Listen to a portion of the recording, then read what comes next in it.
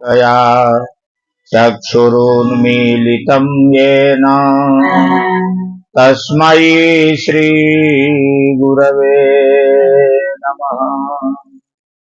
नमोऽस्तु गुरुवे तस्मै गायत्रीरूपिणे सदा यस्य वागमृतं हन्ति विषं संसारसंज्ञकम्।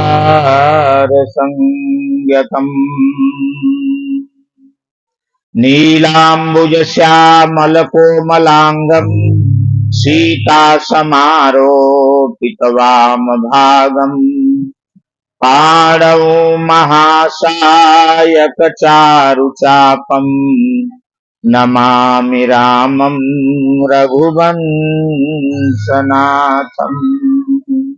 श्री गुरु चरण सरोज रज निज मनु मुकुर सुधारि वरनौ रघुबर विमल जसु जो दायक फलचारि। बुद्धिहीन तनु जानिकै सुमिरौ पवन कुमार बल बुद्धि विद्या देहु मोहि हरहु कलेश विकार। या देवी सर्वभूतेषु ज्ञानरूपेण संस्थिता नमस्तस्यै नमस्तस्यै नमस्तस्यै नमो नमः। आज पूरे अंतरिक्ष में देव शक्तियों की असीम कृपा और युग ऋषि पंडित श्री राम शर्मा आचार्य जी गुरु माता भगवती देवी के सूक्ष्म संरक्षण मार्गदर्शन में पूरे विश्व में खुशियों की रसास्वादन करते हुए आज इस सीवान की पावन धरती पर यहाँ पवित्र तीर्थ क्षेत्र में उपस्थित सायंकालीन सभा में ज्योति पर्व के अवसर पर सभी शक्ति स्वरूपा माताएं बहनें बेटियां परम सम्माननीय आत्मीय देवतुल्य भाइयों प्यारे नन्हे मुन्ने बच्चे बच्चियों सभी नगर वासियों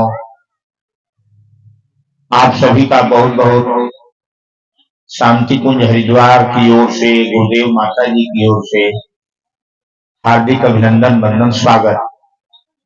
हम ऋषि पुत्र आपके चरणों में सादर प्रणाम करते हैं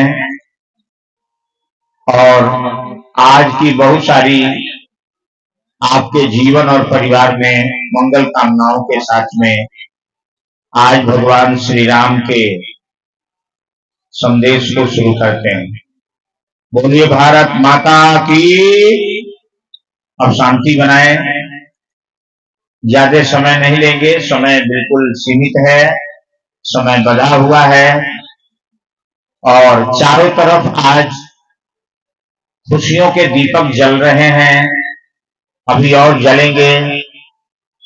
आप सभी उसमें सराबोर हैं और चारों तरफ कोई न कोई हर धर्म संप्रदाय के लोग अपनी अपनी भावना और अपनी अपनी परंपरा पद्धति के अनुसार आज खुशियां मना रहे हैं। लेकिन जो ये शाम का आज का कार्यक्रम है पूरे विश्व में ज्योति पर्व, आप एक ज्योति जलाएं, इस पर हम लोग चर्चा करेंगे। इसी के लिए हम लोग यहाँ एकत्रित हुए हैं।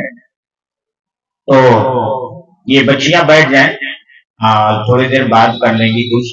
अब कोई इधर उधर आए जाए नहीं, कोई दीपक वगैरह रखने के लिए और किसी भी तरह का किसी काम में आप आए जाए नहीं, बिल्कुल चारों तरफ से रोक लगा दीजिए और अपने मन को, अपने अंतःकरण को सभी लोग स्थिर करें।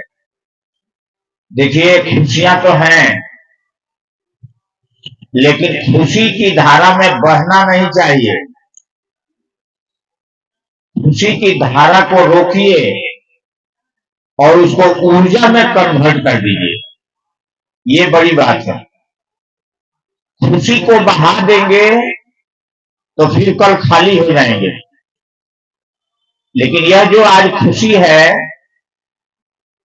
यह एक बहुत बड़ी क्रांति की चिंगारी है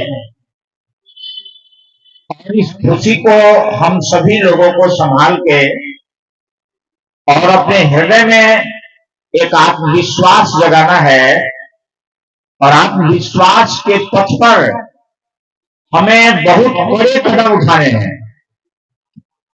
ये खुशी हमें सावधान भी कर रही है, हमें प्रेरणा भी दे रही है।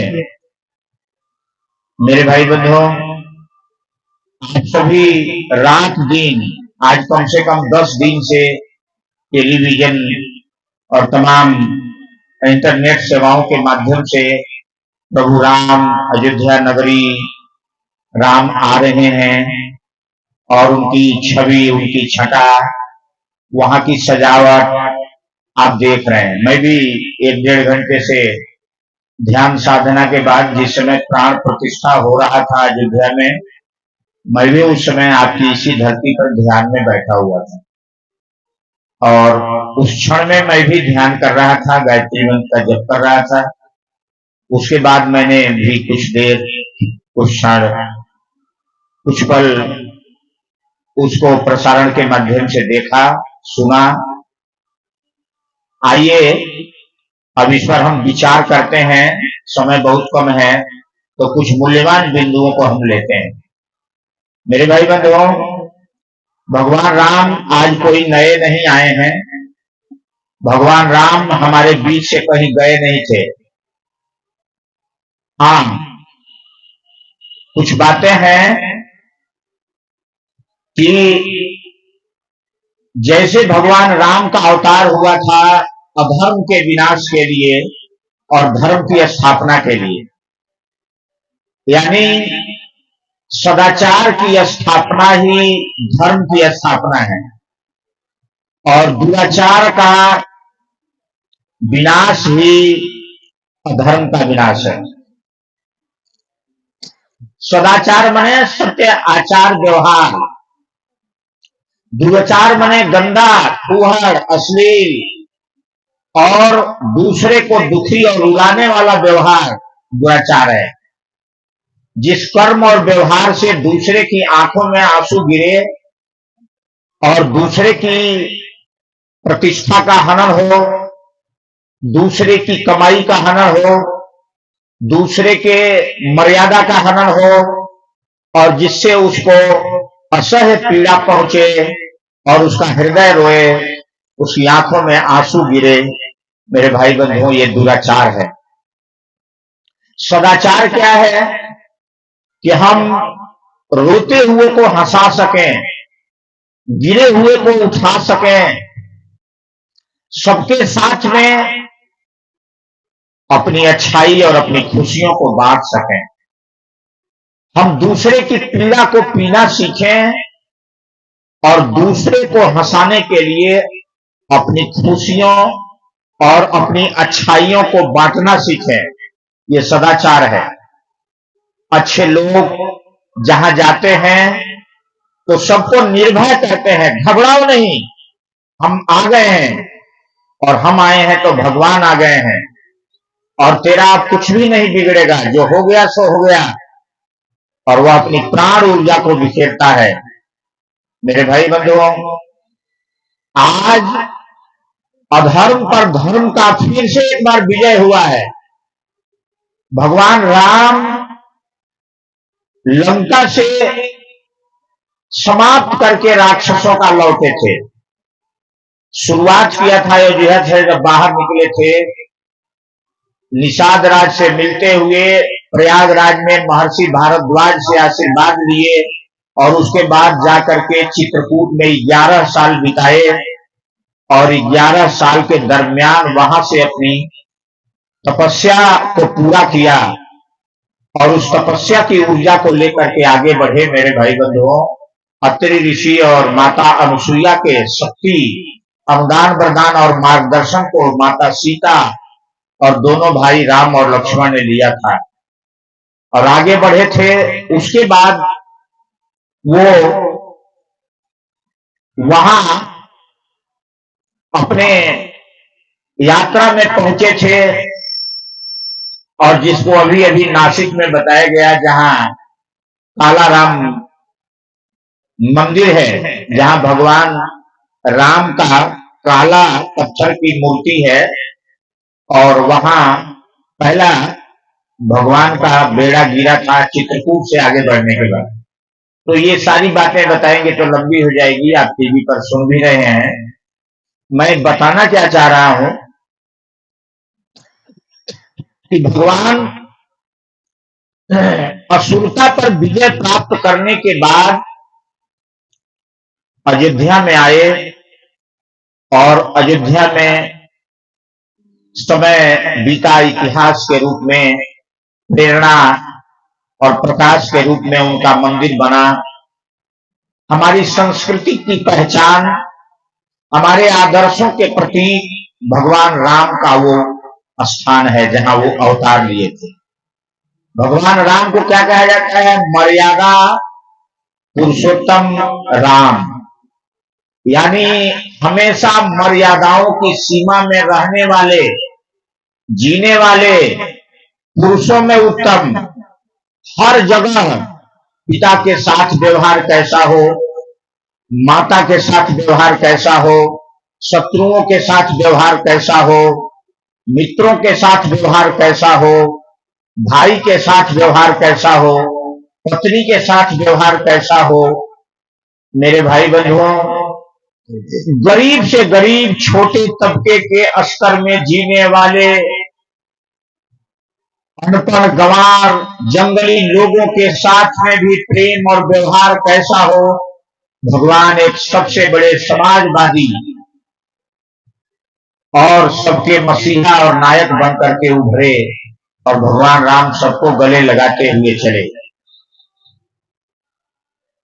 लेकिन आज से 470 साल पहले हमारे देश में बाबर नाम का मुस्लिम शासक आया और जिसने अपने मुस्लिम संप्रदाय की स्थापना के लिए हमारे भारत में लगभग 30,000 मंदिरों को तोड़ दिया और उसका शुरुआत 1528 ईस्वी में इस राम मंदिर को उसने तोड़ा था, जिस राम मंदिर को राजा विक्रमादित्य ने बनवाया था। अंतिम राम मंदिर को लौह कुश ने बनवाया।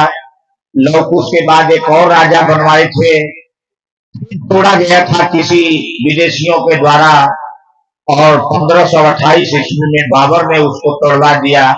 आप टीवी पर बराबर सुन रहे होंगे, 2-4 दिन के अंदर दरमियान में अपने उसमें सेनापति को भेज करके। और उसके बाद 470 साल से यह पीड़ा हमारी संस्कृति का, हमारे आदर्श और मर्यादाओं का चल रहा था और इसका संघर्ष लगभग 134 वर्ष न्यायालय में चला। 1948 से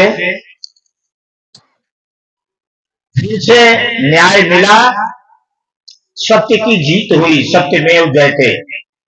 और आज उस स्थान पर पुनः राम मंदिर बन करके खड़ा हुआ, जिसमें भगवान राम की प्राण प्रतिष्ठा हुई।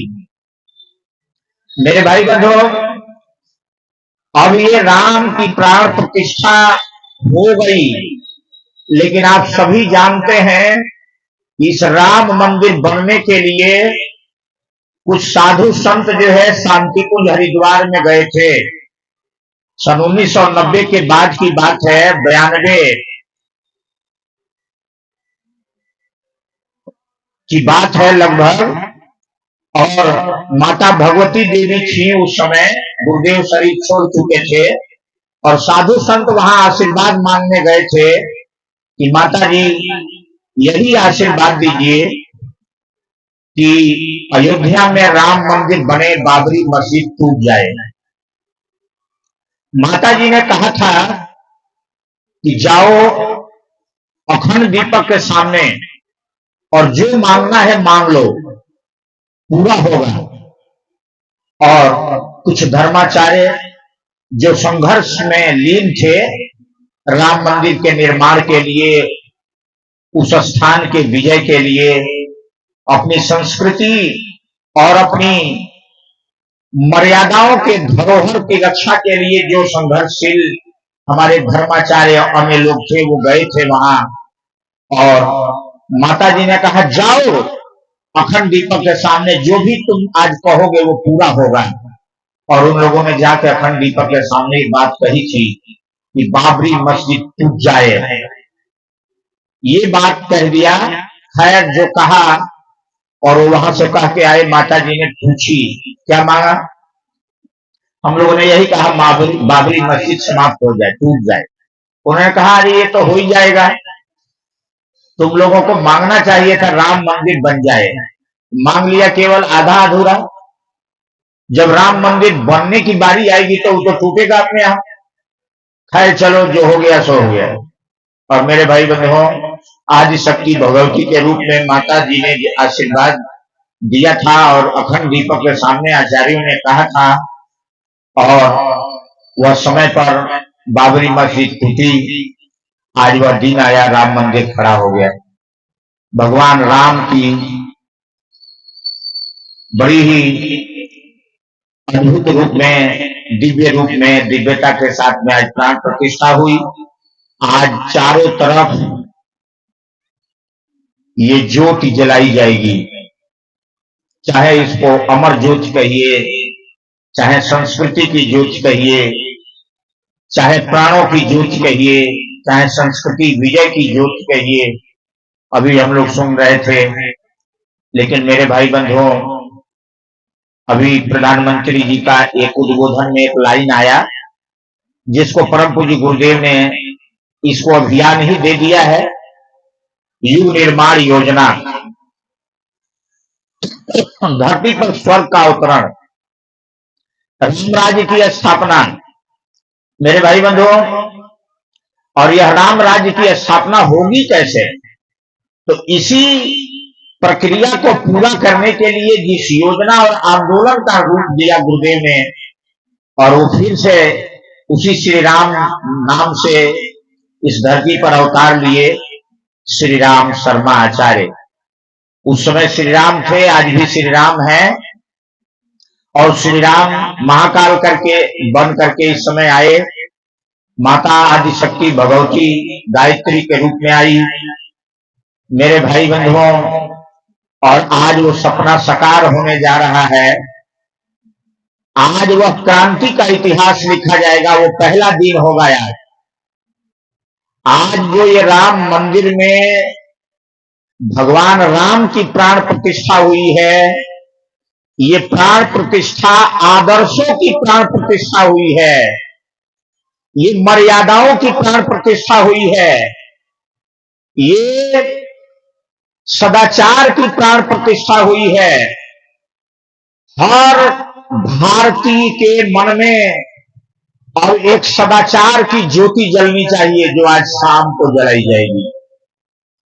मेरे भाई बंधुओं, हम लोभी बने रहे, हम लालची बने रहे, हम नशेड़ी बने रहे, हम गजेड़ी बने रहे, हम चरित्रहीन बने रहे, तो ऐसे ऐसे और भी मंदिर बनाते रहे और रोज ज्योति जलाते रहे। इस ज्योति जलाने का कोई मतलब निकलेगा? नहीं निकलेगा। इसलिए आज सारे विद्वान, चाहे मोहन भागवत जी हो, मैं सुन रहा था, चाहे प्रधानमंत्री जी हो, चाहे कोई भी हो, आज मंच का शुभारंभ वहां हुआ तो निर्मोही अखाड़ा के एक संत महाराज जो है खड़े थे, नाम मुझे याद नहीं आ रहा है। तो उन्होंने इस बात का जिक्र किया, और बहुत शानदार बात है कि हमारे गुरु बताते थे, बेटा तू तप पर, तप तप तप, तप ही सब कुछ है, और तप से ही सब काम बनना है। और 11 दिनों से जो प्राण प्रतिष्ठा के लिए नियम और यम बताया गया था, और जो प्रधानमंत्री जी ने उसका पालन किया कठोरता से, और उन सभी पवित्र स्थलों पर जहां भगवान राम के चरण गिरे थे और अपने उद्देश्यों की पूर्ति के लिए भगवान राम कदम बढ़ाए थे, उनका उन्होंने दर्शन किया, जहां पर राम मंदिर विराजमान है विभिन्न नामों से। मेरे भाई बंधुओं, आज हम सभी लोग दीपक जलाने जा रहे हैं। किस बात का दीपक जलाएंगे? आज हम अपने प्राण का दीपक जलाएं, अपने प्रतिष्ठा का दीपक जलाएं, अपने संस्कृति का दीपक हम जलाएं कि राम, जैसे आपने अपने जीवन में मर्यादाओं का पालन किया, मर्यादा से कभी भटके नहीं, भाई के साथ तुमने धोखा नहीं किया, जिस मां ने तुमको वनवास दिया उससे भी प्यार किया, मेरे भाई बंधुओं, और आगे बढ़ते रहे। 14 वर्ष तप किया, आप सभी जानते हैं ना। 14 वर्ष तप करने के बाद रावण का वध करने में सफल हुए। सभी ऋषियों के आशीर्वाद और तप की ऊर्जा प्राप्त करने के बाद भी 14 वर्ष तप करना पड़ा। मेरे भाई बंधुओं, हम लोगों को भी गुरुदेव ने यही सूत्र दिया, साधना, उपासना, आराधना। ये केवल कहने से नहीं होगा, करना पड़ेगा। और आज काल चक्र का पहला इतिहास शुरू हो रहा है। राम मंदिर का बनने का मतलब हुआ कि अब राम राज्य की स्थापना का कार्य आज से प्रारंभ हो जाएगा। और परंतु जी गुरुदेव ने कहा कि धरती पर स्वर्ग का अवतरण होगा, तो उसको भी आज से मान लीजिए कि धरती पर स्वर्ग के अवतरण का प्रथम चरण आज से प्रारंभ हो जाएगा, यहीं से मान लीजिए। मेरे भाई बंधुओं, तो उसमें आप और हमारी भूमिका क्या होगी?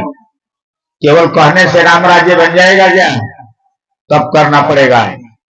और इसमें 4 बातें मोहन भागवत जी ने आज बड़ा बढ़िया उसी बातों को, गुरुदेव ने जो कहा था, बेटे आने वाले समय में सारी दुनिया हमारी बात बोलेगी, सारी दुनिया हमारा काम करेगी, और जो मैं चाहूंगा वही होगा, जो मैं नहीं चाहूंगा वो नहीं होगा। और परम पूज्य गुरुदेव ने कहा था कि तुम लोग जो ये पीला पीला वर्दी पहन के चल रहे हो, कहीं अहंकार मत करना। कोई जरूरी नहीं है कि ये पीला वर्दी वाले ही राम राज्य और सद्गुरु की वापसी करेंगे। न जाने कौन कौन सी आत्माएं आएंगी गिलहरी और जटायु के रूप में, और वो हमारा काम करेंगी, और ये युग निर्माण योजना का कार्य सफल होगा। मेरे भाई बंधुओं, आप सभी लोग उसी के कण बैठे हुए हैं, उसी की चिंगारी बैठे हुए हैं।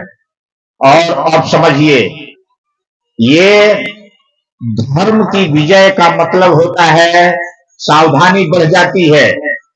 राम मंदिर बन गया तो समझिए समस्याएं दूर नहीं हो गई, समस्याएं अभी और उबाल मारेंगी, बढ़ेंगी, हमारी आपकी चुनौती खड़ी करेंगी, और हमको आपको उन चुनौतियों से लड़ना होगा, संघर्ष करना होगा। और सबसे बड़ी चुनौती क्या है? बाहर के दुश्मनों से लड़ना आसान है, अंदर के दुश्मनों से लड़ना बड़ी कठिन है। वो कौन से दुश्मन हैं? लोभ, लालच, असंयम, चतुरपन, नशाबाजी, दगाबाजी, विश्वासघात, और क्या है? मां बहन बेटियों को बुरी निगाह से देखना। मेरे भाई बंधुओं, अपने माता पिता बुजुर्गों का अनादर करना, ये सबसे बड़ी चुनौती है। और माताओं बहनों के लिए चुनौती क्या है? ये कान खोल के सुने कि रोज टेलीविजन और सिनेमा के द्वारा मोबाइल में परोसा जा रहा है क्या? वो बात बड़ी कड़वी है। लेकिन रात दिन ऐसा फैशन का जमाना, ऐसी नग्नता का भोजन परोसा जा रहा है कि हमारी माताएं बहनें उधर आकर्षित होकर के सीता, सावित्री, तपस्विनी और यशस्विनी बनने का सपना छोड़ करके कामिनी, कंचनी और भोगिनी बनने का जो है रात दिन नक्शा में डूबी हुई है, फैशन में जा रही है। हमारे नौजवानों की जवानी या तो नशे में बर्बाद हो रहा है या तो फैशन परस्ती में बर्बाद हो रहा है। क्या आज इस राम की प्राण प्रतिष्ठा के अवसर पर देश का हर नागरिक अपने अंतःकरण में अपने आदर्श और मर्यादा की प्राण प्रतिष्ठा करने के लिए तैयार है? क्या वह अमर ज्योति अपने अंदर जलाने के लिए तैयार है? क्या चले राम के पद चिन्हों पर अब इतिहास बदलना होगा। केवल पर्याप्त नहीं रामायण पढ़ना, अब इतिहास बदलना होगा। चले राम के पद चिन्हों पर, चले राम के पद चिन्हों पर अब इतिहास बदलना होगा। मेरे भाई बंधुओं, तो राम की प्राण प्रतिष्ठा हो गई, बारी किसकी है? अब उनके पद चिन्हों पर जैसे जैसे माता सीता ने पांव फूंक फूंक के चली थी, अपने पति का साथ दिया था मुसीबत काल में, और जैसे मुसीबत काल में अपनी पत्नी की अस्मिता की रक्षा करने के लिए राम ने अपने संकल्पों को पूरा किया था, वह कार्य हम लोगों को भी करना होगा। तो कैसे करेंगे? आइए परिवार में मैं इसको 10 मिनट में चर्चा कर लेता हूं और इसी के बाद दीप यज्ञ हम तुरंत 10 मिनट में करा देंगे। मेरे भाई बंधुओं, 10 मिनट हम समय ज्यादा लेंगे, 5:30 बजे शायद बंद करना है, तो 10 मिनट में पूरा करता हूं। परिवार में कैसे शुरू करें? तो राम के पद चिन्हों पर सबसे पहले शुरू करें। क्या? प्रातः काल उठी कै रघुनाथा, मात पिता गुरु नाम ही माथा। सबसे पहले आप अपने घर से शुरू करिए। राम कहां से चले? तो अपने माता पिता गुरु को प्रणाम करिए, अपने बुजुर्गों का आदर करिए, अपने घरों में बूढ़े बुजुर्गों को बेकार और कूड़ा कचरा मत समझिए। ये वही माटी है, ये वही रस है जिन्होंने आपको जवानी दिया, जिन आपकी जवानी में रवानी दिया और आपको कमल का फूल बनाया, और आपके रग रग में एक नए भारत के इतिहास का सपना सजाया। आप पूरा करेंगे कि नहीं, ये आपके सामने चुनौती खड़ी है। इसलिए अपने माता पिता को भवानी शंकर की तरह से पूजिए और गुरु के रूप में आप राम को मानिए, आप कृष्ण को मानिए। ये जगत गुरु हैं, मर्यादा और आदर्श सीखना है, इनको रोज प्रणाम करिए और आप अपनी आत्म शक्ति की प्राण ज्योति को जलाने के लिए रोज गायत्री मंत्र जपिए। भगवान राम रोज गायत्री मंत्र जपते थे। क्यों? ये जैसे दीपक में तेल डाला जाता है कि दीपक बुझे नहीं, गायत्री मंत्र से अपने अंदर में प्राण का तेल डाला जाता है, जिससे हमारे अंदर में साहस, शौर्य और त्याग बलिदान की ज्योति कभी बुझे नहीं। मेरे भाई बंधुओं, इसलिए आप सुबह में राम को प्रणाम करिए, भगवान का ध्यान करिए, अपनी पत्नी से प्यार करिए। भगवान राम का विवाह होकर के जब सीता से आया था, सुनिएगा एक कड़ी बहुत ध्यान से,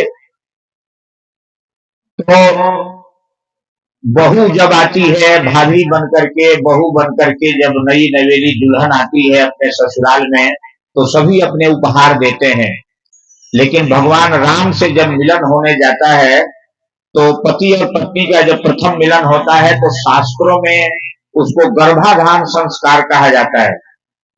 हम लोकाचार में जो भी उसको कहते हो, तो पति और पत्नी का प्रथम मिलन गर्भाधान संस्कार, गर्भ धारण करने का संस्कार। उसके पहले नौजवान और नवजुवती को क्या तैयारियां करनी पड़ती है।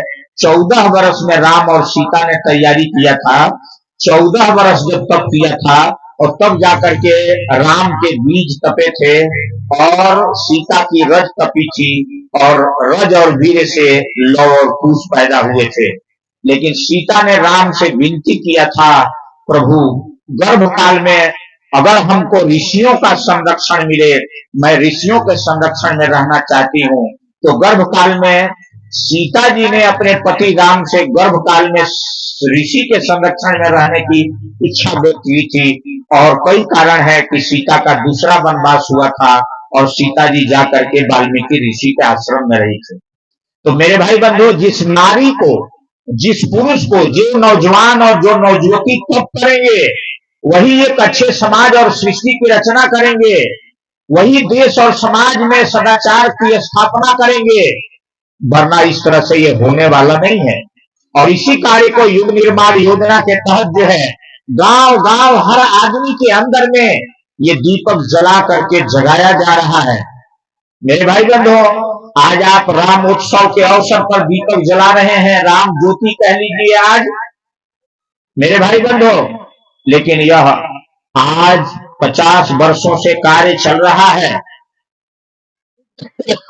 60 वर्षों से दीप यज्ञ का, और ये तेजी में चल रहा है। तो मैं अपनी काम की बात कर लूं कि भगवान राम जब अपनी पत्नी से पहले दिन मिलने जा रहे हैं तो राम ने अपनी पत्नी सीता से कहा था, नौजवान और नवजुवती के लिए आदर्शों की बात कर रहे हैं, तो मैं परिवार में जो राम ने आदर्श निभाया मैं उसी बात को जिक्र कर रहा हूं। शुरुआत कहां से होगा? परिवार से। पहली शिक्षा परिवार से और पहली परीक्षा परिवार में ही देना है। क्या तुम अपने माँ बाप का सेवा कर सकते हो? क्या अपने माँ बाप को भगवान मान सकते हो? पत्थर की मूर्ति में तो तुम बड़ा विश्वास करते हो, क्या जिस माँ ने तुम्हें जन्म दिया और जिस पिता ने अपने नेवाला निकाल करके तुम्हें जवान बनाया, क्या उसके अंदर में भगवान की छवि को देख सकते हो? ये पहली तुम्हारी परीक्षा है। ये पहला भगवान राम का आदर्श है। मेरे भाई बहनों, दूसरा क्या है? पत्नी के प्रति। तो पत्नी, बहन, बेटी सबके लिए है। तो मेरे भाई बंधुओं, राम कहते हैं सीता से, सीता माँ ने तुम्हें हार दिया है, सभी नात रिश्तेदार ने उपहार दिया है, लेकिन मैं भी आज तुम्हें उपहार दूंगा। तो सीता मैया कहती हैं, आप प्रभु क्या उपहार देंगे? नारियों के लिए तो सबसे बड़ा उपहार पति ही होता है, तो आप और क्या उपहार देंगे? उसने कहा, नहीं, मैं भी उपहार दूंगा। और भगवान राम ने चिल्ला करके उस भवन में अपनी पत्नी के सामने एक बोला था, सीते, आज राम तुम्हें ये उपहार दे रहा है कि हम राजवंशों के परंपरा में यह रीति और रिवाज चलता है कि एक एक राजा कई कई रानियां रखते हैं, लेकिन आज ये राम तुम्हें उपहार दे रहा है कि राम के जीवन में केवल एक सीता होगी, अन्य कोई दूसरी नारी नहीं। मेरे भाई बंधुओं, जिस तरह से नारी के लिए पति व्रत धर्म कहा गया है, उसी तरह से पुरुष के लिए भी पत्नी व्रत धर्म कहा गया है। देखिए, यही राम का आदर्श है। सीते, अगर तू पति व्रत धर्म निभाना जानती है तो मैं भी पत्नी व्रत धर्म निभाना जानता हूं और तेरी मर्यादा पर कहीं आंच नहीं आने दूंगा। लेकिन आज के नौजवान आज रोज मोबाइल पर और फेसबुक पर शादी करते हैं और तलाक कर देते हैं, है कि नहीं? मेरे भाई बंधुओं, तो चले राम के पद चिन्हों पर अब इतिहास बदलना होगा। केवल पर्याप्त नहीं रामायण पढ़ना, केवल रामायण का पाठ कर लेने से कुछ बनने बिगड़ने वाला नहीं है। बिगड़ तो रहा है, बन नहीं सकता है। इसलिए राम का आदर्श पत्नी हमारा सबसे बड़ा मित्र है, पत्नी हमारा सबसे बड़ा विश्वास पात्र है, अर्धांगिनी है। जितना हमारा अधिकार है उसका उतना अधिकार है। इसलिए पत्नी के रूप में, उसके बाद बेटी, बहन के रूप में सबका हम आदर करें और सभी नारी तीन ही रूप में भगवान राम जैसे बाल को शिक्षा दे रहे हैं। अनुज बधू भगिनी सुत नारी, सुन सठ कन्या समये चारी। है बाल, इस संसार में नारियां 4 रूपों में पवित्र भाव में पूजी जाती हैं। पहला छोटे भाई के औरत के रूप में, दूसरा बहन के रूप में, तीसरा बेटे के औरत के रूप में, बहू के रूप में, और चौथा बेटी के रूप में पूजी जाती है, और पांचवा मां के रूप में पूजी जाती है। इसलिए सदा नारियों के प्रति बहन, बेटी और मां का आप अपना स्वभाव रखिए, इसलिए चरित्रवान बनिए। आज राम की ज्योति जगाइए अपने दिलों में और अपने चरित्र को उठाइए, अपने चरित्र को संभालिए। मेरे भाई बंधुओं, इसके बाद आगे जब भगवान राम बढ़ते हैं तो अपने भाई के साथ में राम धोखा नहीं करते हैं और भरत भी जा करके अपनी सफाई देते हैं पंचवटी में। भैया, हमने कहीं कभी भी माता कैकेयी से ऐसी इच्छा व्यक्त नहीं किया था कि हमारे लिए राजगद्दी तुम मांग लो और भैया को वनवास दे दो। इसमें कहीं हमारा पाप नहीं है। पाप माने हम किसी को कष्ट देना नहीं चाहते हैं, हम किसी लोभ और लालच में कभी नहीं आए हैं। भैया, मेरे ऊपर विश्वास करो। राम विश्वास करते हैं और राम धर्म का ध्वजा भरत को बनाते हैं और भरत खड़ाऊ लेके आते हैं और फुटबॉल की गेंद की तरह से अलग पड़ा हुआ है राज, धन, संपत्ति, सोना चांदी। सीता ने भी लात मार के इस अयोध्या की सोना चांदी और महल के सुख को चल दिया पति के साथ में। इसलिए पति भगवान है। आज की पढ़ी लिखी लड़कियां पति को पति नहीं समझ रही हैं, वो रात दिन लड़ाई झगड़ा और अहंकार में फंस रही हैं। लेकिन ये जानो, चाहे डॉक्टर बन जाओगे, चाहे मास्टर बन जाओगे, चाहे इंजीनियर बन जाओगे, लेकिन तुम नारी नहीं हो, एक मां हो। तुम्हारा असली गरिमा कहाँ है? मां में। तुम इस संसार की मां हो, तुम जगत की मां हो, सारे संसार को पैदा करने वाली हो, सारे संसार का पालन पोषण करने वाली हो। और जो आदमी गलत के रास्ते पर चले जाता है, उसकी बुराइयों का संहार करने वाली महेश का भी काम तुम ही करती हो। इसलिए हे नारी, तुम भवानी हो, तुम नारी नहीं हो। तुम अबला नहीं सबला हो और तुम ब्रह्मा विष्णु महेश हो। तुम आदि शक्ति वीर प्रसूता हो, तुम वीरों को जन्म देने वाली हो। इसलिए हे नारियों, अब फैशन परस्ती में मत जाओ, अब सीता के मार्ग पर चलने का आज इस राम ज्योति को जला करके संकल्प लो। आज दिन भर नारियां जो है साड़ी, चूड़ी, रुमाल और सब रंग मिलाने में अपना समय बिता। थोड़ी मैंने खोल दिया इस बात को, बुरा मत मानना, लेकिन इतना समय अगर भगवान का ध्यान करने में, गुरुदेव ने एक जगह लिखा है किताब में कि हम अपने बालों को इतना कम ही लगाते हैं और श्रृंगार करते हैं, बालों में इतना सजाने का प्रयास करते हैं, लेकिन हे बेटा बेटियों, जिस दिन हम अपने चरित्र को सजाने का प्रयास करेंगे अगर इस बालों की तरह से, तो तुम बिना बाल में कभी लगाए भी इस दुनिया में अमर हो जाओगे। मेरे भाई बहनों, अपने चरित्र और ईमान को सजाओ और ज्ञान का प्रकाश जलाओ। ये राम ज्योति जो आज जलने जा रही है, ये ज्ञान की ज्योति जलने जा रही है, जो विश्वामित्र ने जगाया था, जो वशिष्ठ ने जगाया था राम के अंदर में, और वही राम जो है इस ज्योति को लेकर के चले थे और अपनी मातृभूमि के लिए चारों तरफ असुरता का सर्वनाश कर दिया। मेरे भाई बहनों, तो कथा बहुत लंबी है। ये रामायण की कथा पर गुरुदेव ने एक एक बिंदु पर जो प्रेरणा प्रकाश दिया है, अगर उसको हम शुरू करेंगे तो बहुत लंबा हो जाएगा।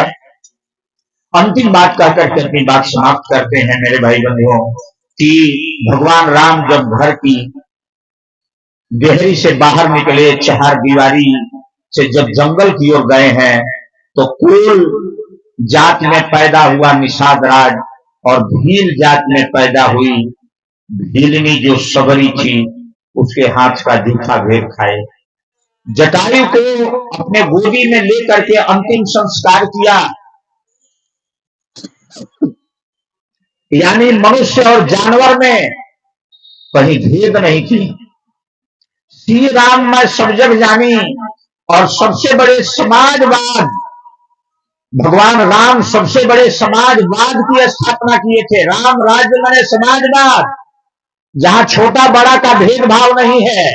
और इस समय वही राम राज्य स्थापना करने के लिए फिर से एक बार वही श्री राम गायत्री परिवार का संगठन किए हैं, और गायत्री परिवार में जाति पाति वर्ग भेद को तोड़ करके और सबको गले लगा करके और एक लाइन में बैठा करके फिर वेद मंत्र बुलवाया जा रहा है, और सबके अंदर में आप ज्योति जगाने के लिए गायत्री मंत्र का पाठ कराया जा रहा है। और आइए इस जाति पाति को समाप्त करें। अभी अभी प्राण प्रतिष्ठा के बाद में जो है इस पर बात आई है, मोहन भागवत ने भी इस बात को कहा है मेरे भाई बंधुओं। और जाति पाति सबसे बड़ा जहर है, और जाति पाति को हटाना है। राम राज में राम जी ने सबको गले लगाया था, और वो अभी जटायु की जो मूर्ति बनी है 22 फीट चौड़ाई में और 7 फीट ऊंचाई में एक कलाकार ने बनाया है, और वहां जाकर के उसके ऊपर फूल माला बरसाए और जटायु के चरण को उन्होंने नमन किया। मेरे भाई बंधुओं, तो आज हम लोगों को यह सीखना चाहिए कि जटायु जैसा पक्षी भी मां बहन बेटियों की लाज बचाना जानता है। जटायु आदर्श और मर्यादाओं को पहचानता है, इस देश का पक्षी होकर के जो मरा हुआ मांस खा के जीना जानता है, लेकिन वो भी आदर्श और मर्यादा का पालन करना जानता है। हम मनुष्य होकर के कहां जा रहे हैं? अपने जीवन की बर्बादी हम स्वयं कर रहे हैं। इसलिए भोगवाद, अश्लीलता, भौतिकवाद के चकाचौंध में न बजाएं। हम तपस्वी बने, आदर्श के पुजारी बने, चरित्र के पुजारी बने, नीति और न्याय के पुजारी बने, और सबको गले लगाएं, जाति पाति मिटाएं, घर घर में ये ज्ञान की ज्योति जलाएं, और सबकी आत्म चेतना को जगाएं, और सबके अंदर में ज्ञान का प्रकाश फैलाएं। सबका हृदय ज्ञान के प्रकाश से ज्योतिर्मय हो, प्रकाशमय हो, सबका ईमान चरित्र जगे, और सभी अश्लीलता, व्यभिचार, दुराचार से दूर रहें। अब ये अभियान हमको तेज करना है, गांव गांव में, घर घर में। और सवेरे उठिए, अपने माँ बाप को प्रणाम करिए। आपके माता पिता गुजर गए हैं, उनका फोटो रखे हैं, उनके सामने हाथ जोड़ के प्रणाम करिए। अपनी पत्नी को अपना मित्र मान करके और उसको नमस्कार बोलिए। अपने बहन को नमस्कार बोलिए, अपने बेटी को नमस्ते बोलिए, अपने बच्चों को नमस्ते बोलिए। मेरे भाई बंधुओं, ये आदर्शमय जीवन है। छोटी छोटी सूत्रों को जब हम अपने जीवन में उतारेंगे, इस तरह से फिर से धरती पर राम राज्य का सपना साकार होगा। और उस राम राज्य का शुरुआत ही आज मान लीजिए इस प्राण प्रतिष्ठा के साथ में, तो ये बहुत अच्छी बात होगी। आज से हम सभी लोग, सभी धर्म संप्रदाय के लोग राम राज्य की स्थापना में संयम, सदाचार, करुणा और तप, ये 4 चीजें जो कलयुग में कही गई हैं कि भागवत कथा जब कही जाती है तो उसमें कहा जाता है कि धर्म रूपी बैल के 4 चरण हैं, सत्य, दया, करुणा और तप। तो मेरे भाई बंधुओं, ये 4 चीजें जिंदा रहें, और यहीं से फिर शुरुआत हो जाएगा आगे धर्म के जो 10 लक्षण हैं। तो ये 4 चीजें, सदाचारी बने। सदाचारी का मतलब सही रास्ते पर चलें, गलत रास्ते को छोड़ें। नशा पानी, बुराई, चरित्रहीनता, अश्लीलता, अभद्रता, और कम कपड़े में, कम पैसे में, कम साधन में जिंदगी जीने का अभ्यास करें। इसी का नाम है साधना। उपासना माने आदर्शों का ध्यान करें, परमात्मा को आदर्शों के समुच्चय के रूप में अपने अंतःकरण में बराबर चिंतन करें। गीता पढ़ें, रामचरितमानस पढ़ें, रामायण के उन तमाम राम के बिंदुओं को हम ध्यान से पढ़ें, सीता के बिंदुओं को ध्यान से पढ़ें, सावित्री के बिंदुओं को ध्यान से पढ़ें। और समाज में हमारा व्यवहार कैसे हो, लेकिन हम अपने जीवन और सभी भाई बहन योग व्यायाम करें, ध्यान करें। ध्यान करने से मानसिक बीमारी दूर होगी, और मानसिक बीमारी दूर होगी तो शारीरिक बीमारी भी दूर होगी, और शारीरिक बीमारी दूर होगी तो भावनात्मक बीमारी भी दूर होगी। इस तरह से आप पूर्ण तरह स्वस्थ होंगे और सदाचारी बनेंगे। मेरी बात यहीं समाप्त होती है। ओम शांति शांति शांति।